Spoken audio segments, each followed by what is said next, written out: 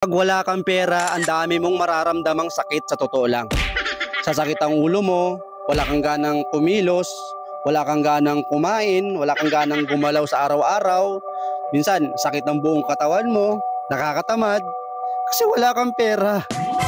Ganun talaga. Pansin nyo yung mga taong walang pera, laging stress. Tapos ang layo ng iniisip. Nag-i-imagine na sana pag nagkapera ako, sana katulad ako nila. Sana ganito ganyan. Sana. Problema magastos ka. Nung nagkapera-pera ka, hindi ka nag-ipon, bili dito, bili doon. Tapos yung nawalan ka, tulala ka. Diba? Ito yung lagi nating sinasabi. Maraming nagsasend sa akin, Mr. Focus, pakigawa naman ng content yung ganito katuwaan. Sige, katuwaan natin to. Pansin nyo yung mga kaibigan yung walang pera, halos hindi nyo mayaya kung saan-saan. Kasi nahihiya sila, wala silang ambag, wala silang ganito ganyan. Sa totoo lang, pag wala kang pera, magkakaroon ka talaga ng insecurity sa katawan. Oo. 'Di ba? Mawawalan ka ng gana sa sarili mo. Mawawalan ka ng lakas ng loob. 'Di ba? Minsan mararamdaman mo na, sarap na lang pakapalin ang mukha mo, idadaan mo na lang sa joke. Hoy, palibre naman ako kasi walang-wala ako ngayon, pero alam ko masakit sa kalooban mo 'yan. 'Di ba?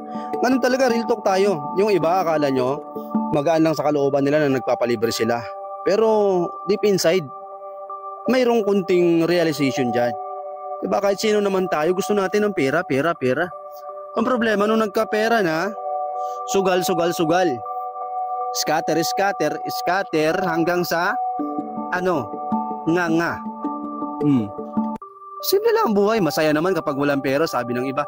Sabi naman ng iba, ang importante, malusog ka kahit na wala kang pera. Di nga. Yung iba nga dyan, stress eh. Malusog naman, pero bakit laging mainit ang ulo? Diba? Laging galit.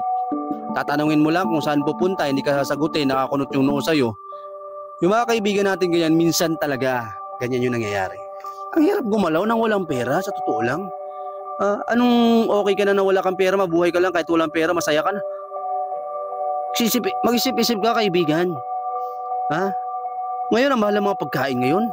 Mahal ng mga bilihin. Ang mahal ng sigarilyo, ang mahal ng bisyo, ang mahal lahat. Tapos wala ka pang mahal eh. 'Di ba? Broken ka na nga, single ka na nga, wala ka pang pera. Okay ka lang? Tapos wala kang pera, wala ka ring kaibigan. O paano ka sasaya niyan? Paano ka liligaya niyan? Pero sagutin mo ako. Totoo ba yung sinasabi mo na kapag wala kang pera, okay lang sa'yo?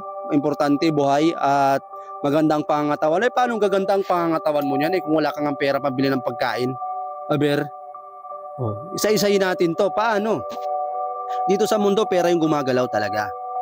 Pera yung nagiging parang Diyos na ng mga dating lahat. Sige, sama ko ng sarili ko. Kasi dito pag may pera ka, talagang titingalain ka. Yan ang totoo. Kung wala ka namang pera, pupunta ka sa handaan, ikaw yung taga-sibak ng kahoy, ikaw yung taga-hugas, ikaw yung taga-hakot, ikaw yung taga-igib. Kasi wala ka. Yun lang yung kaya mong iambag. Hindi mo naman kayang bumili na isang buong lechon eh.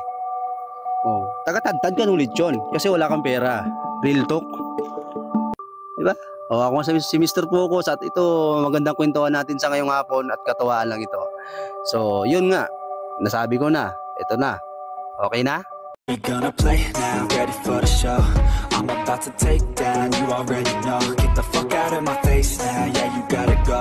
Man, I'm on the